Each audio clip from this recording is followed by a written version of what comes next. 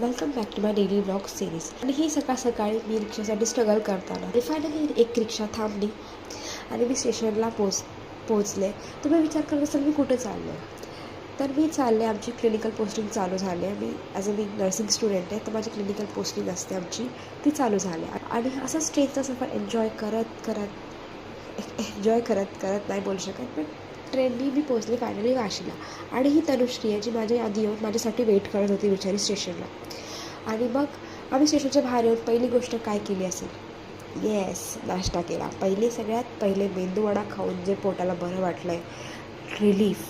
आणि मग NMTमध्ये बसून आम्ही फायनली पोहोचलो. तिथे आम्हाला कसं जायचं ते काहीच माहीत नव्हतं. आम्ही तिकडचे दुसरे स्टुडंट्स होते, त्यांना फॉलो करत होतो. आणि फायनली ह्या हॉस्पिटलच्या बाहेर, आणि हा मी बिफोर हॉस्पिटल, त्याच्या अगोदरचा मी तुम्हाला हे माझा व्हिडिओ दाखवते.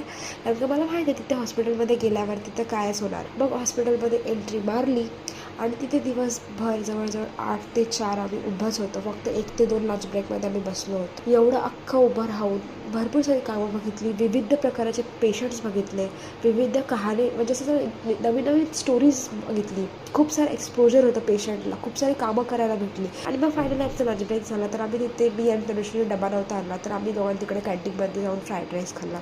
फ्राईड राईस खाऊन झाल्यावरती परत आम्ही राऊंड्सवर पेशंट्सच्या इथे राऊंड्सला बघत, हा माझा नंतरचा अवतार आहे जे झाला ते. आणि मी ट्रेनने परत आले घरी येऊन. पण माझा डेली टास्क काही संपला नाही आहे. मी शेवटी गेले दळण आणायला. मग मी जा दळण ठेवून आले.